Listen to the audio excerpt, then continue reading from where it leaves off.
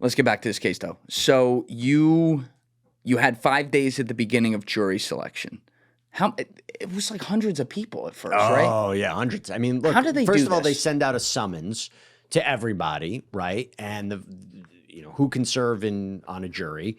They don't immediately know what the trial is going to be, and they're brought to the courthouse. And the first way you narrow down the jury pool is you say, okay, do you have any conflicts? Any reason you can't serve on the jury? Health issues, work?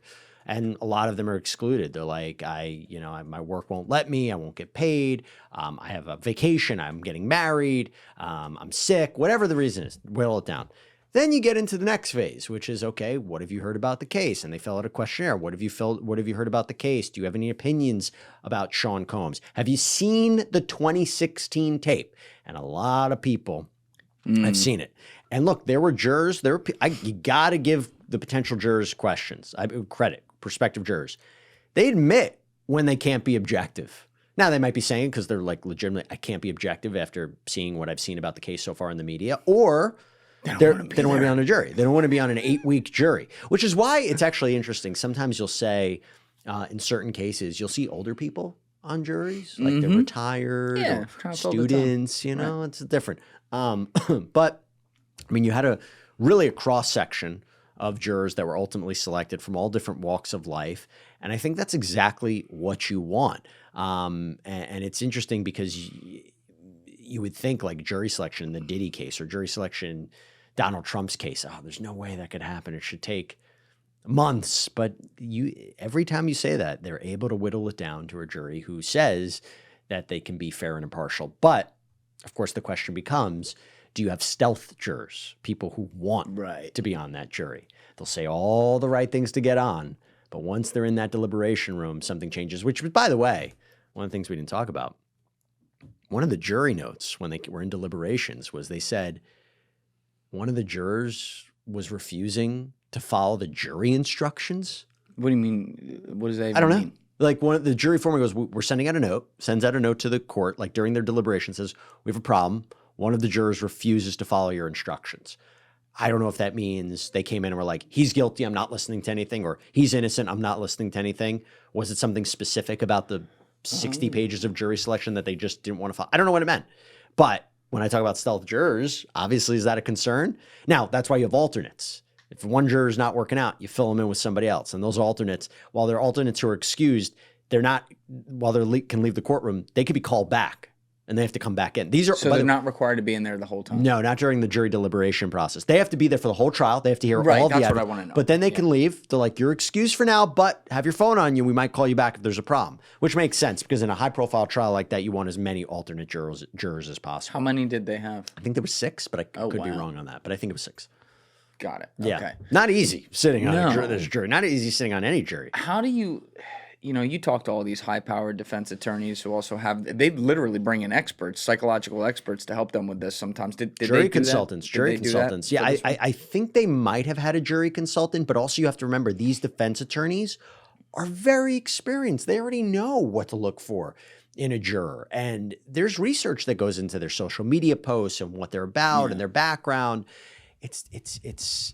It's a crazy system when you think about it. You're entrusting your life. You're entrusting it's wild strangers to look objectively at all this evidence and pay attention. I will tell you, I have seen cases before where you question the jury verdict and you question, did they really follow the evidence? Did they follow everything? Because when sometimes jurors do interviews after and you're like, how did you come to that decision? And they completely don't know what the charge is. And that's scary.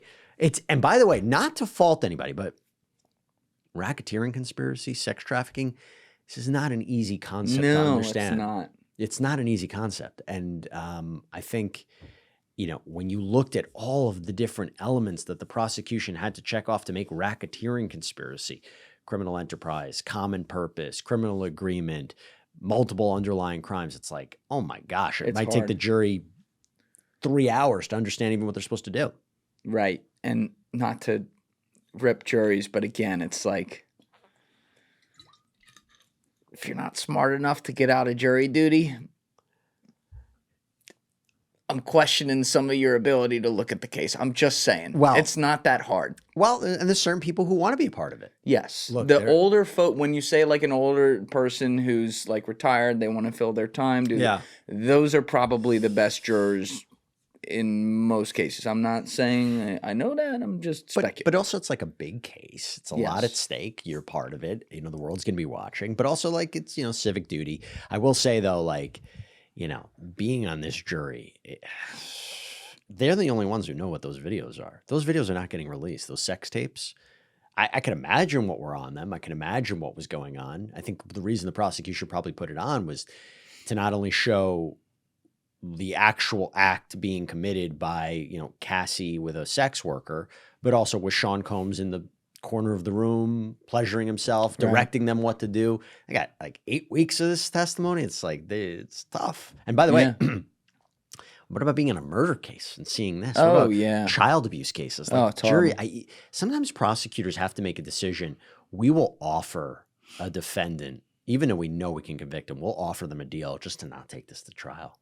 We don't want to have to jurors to have to go through this. We don't want to have to put the victims on the case. I cover a lot of cases, unfortunately, of you know, minors, children being abused, and to prove that case, you have to put the victim on. I can't imagine. And so it's like, let's avoid this. We're going to have you dead to rights. I mean, we have your text messages. We have this.